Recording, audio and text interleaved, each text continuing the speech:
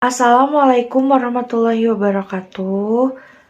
Kami dari kelompok 2 yang beranggotakan Suci Sukma Purandini dengan NPM 205060047, Pradiska Galuh Andira dengan NPM 205060057, Sinta Puspita Dewi dengan NPM 205060062, Sinti Komalasari dengan NPM 205060068, Cintawati dengan NPM 205060076, Tiara Lisnawati dengan NPM 205060078 akan menjelaskan tentang tata graha budaya Sunda.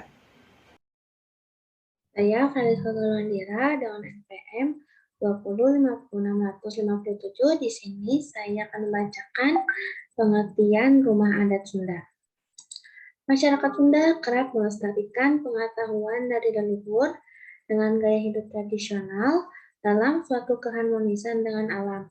Hal ini kemudian mereka terapkan pula dalam metode pembangunan hunian dengan menggunakan bahan-bahan lokal dari batu, bambu, kayu, bahan atap yang didominasi oleh dedaunan serta daun-daun palem.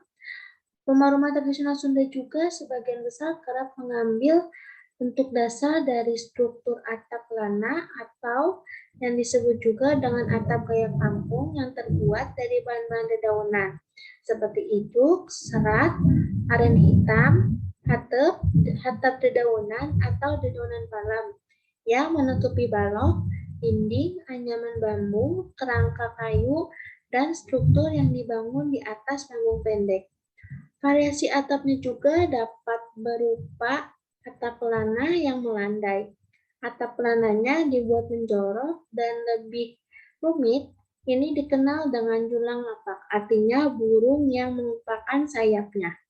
Bentuk-bentuk rumah adat Sunda lainnya diantaranya seperti cuplok nangku, buka panggok, capit gunting, tangguk anjing, badak heeuy, dan perahu kemurep. Ornamen ini juga umumnya termasuk ke dalam ujung-ujung atap yang berbentuk X atau O yang disebut juga sebagai capit gunting, serta sangat mirip dengan beberapa desain atap pada rumah adat Melayu. Pada bagian samping rumah, lumbung padi ini disebut juga sebagai leuit atau dalam bahasa Sunda merupakan bangunan penting dalam masyarakat pertanian Sunda tradisional. Leuit juga berperan sangat penting pada saat upacara adat panen seren tahunan.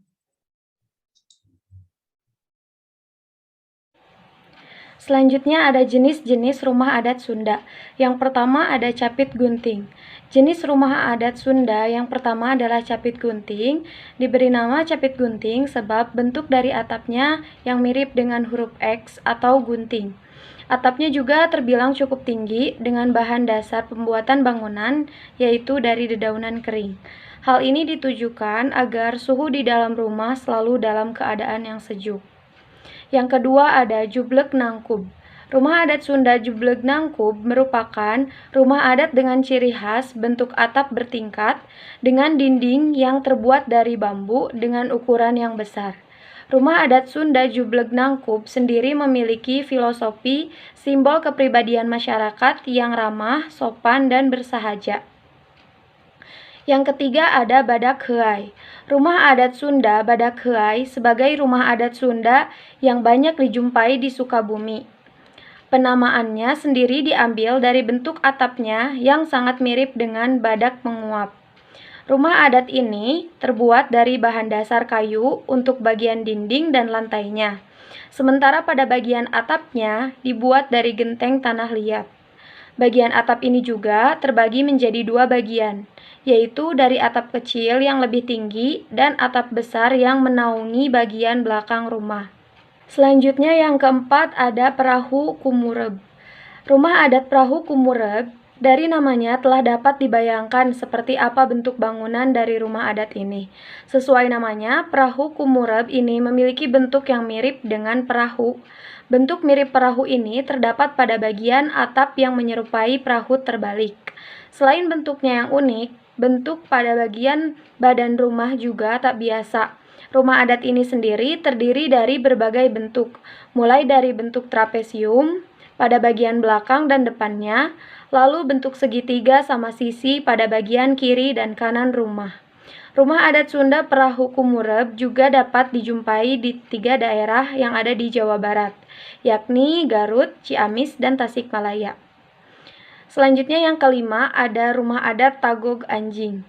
Rumah adat Tagog Anjing sebagai salah satu rumah adat Sunda yang namanya diambil dari nama hewan. Mengapa demikian?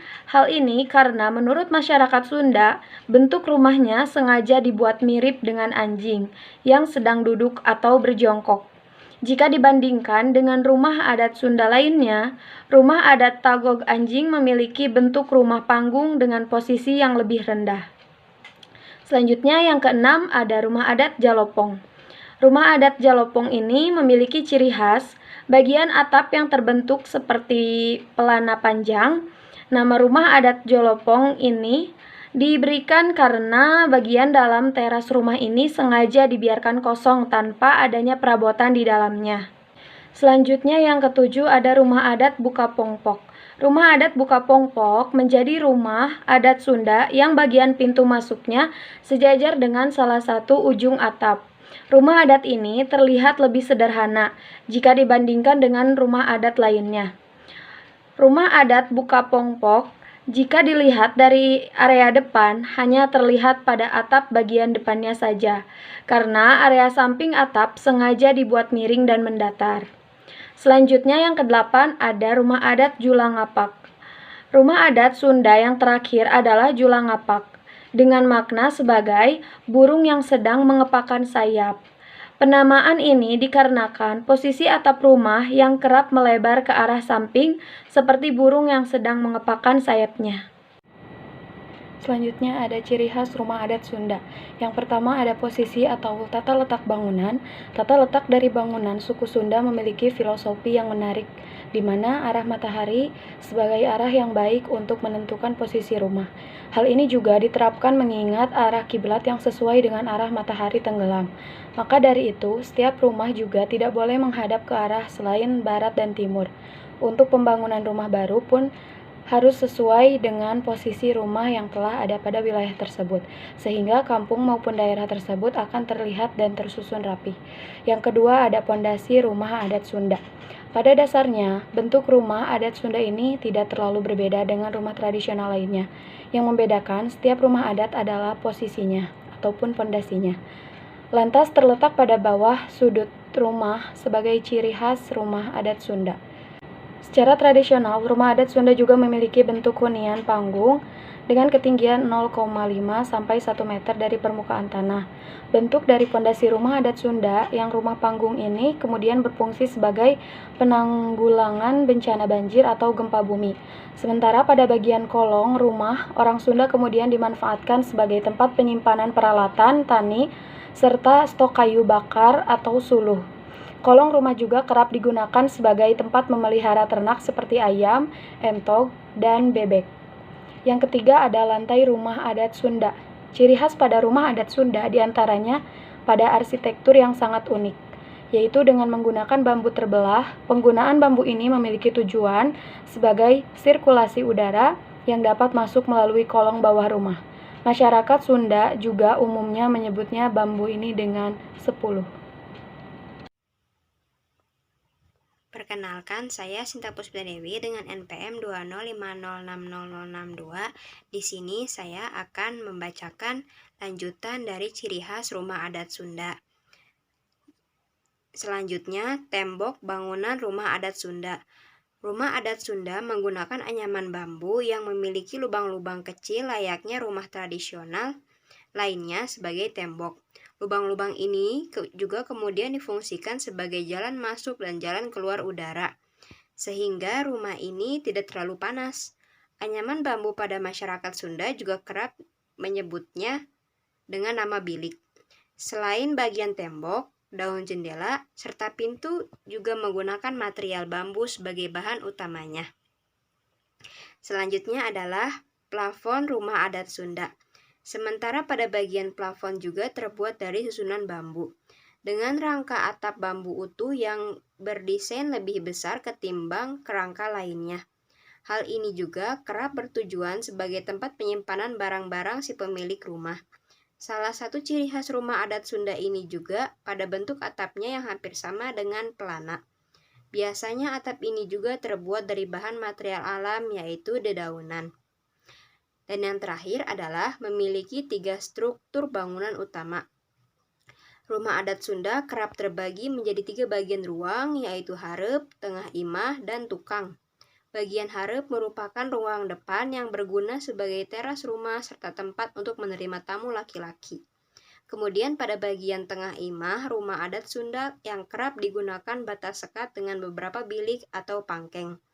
Ruang ini berfungsi sebagai tempat beristirahat serta ruang berkumpul bersama para anggota keluarga. Lalu pada bagian tukang yang berperan sebagai dapur untuk proses masak-memasak makanan. Baik, yang selanjutnya yaitu adalah arsitektur tradisional Sunda. Arsitektur bangunan tradisional Sunda yang paling khas adalah imah panggung, yaitu rumah yang memiliki kolong di bawah lantai sekitar 40-60 cm. Panggung berasal dari kata pang dan agung, artinya yang dilekatkan paling tinggi atau tertinggi. Dalam pandangan orang Sunda, rumah merupakan lambang wanita, karena seluruh aktivitas di dalamnya dilakukan oleh wanita. Panggung merupakan bentuk yang paling penting bagi masyarakat Sunda. Dengan suhunan panjang dan jure, bentuk panggung yang mendominasi sistem bangunan di Tatar Sunda mempunyai fungsi teknik dan simbolik. Menurut Suharjanto 2014, konsep dasar rancangan arsitektur tradisional Sunda adalah menyatu dengan alam. Alam sebagai potensi atau kekuatan yang sudah seharusnya untuk dihormati dan dimanfaatkan secara tepat dalam kehidupan sehari-hari. Bumi sebagai sebutan secara halus untuk tempat tinggal bagi orang Sunda. Sekian dari kelompok kami, mohon maaf atas kekurangan dan kesalahannya. Sekian, wassalamualaikum warahmatullahi wabarakatuh. Hatur nuhun.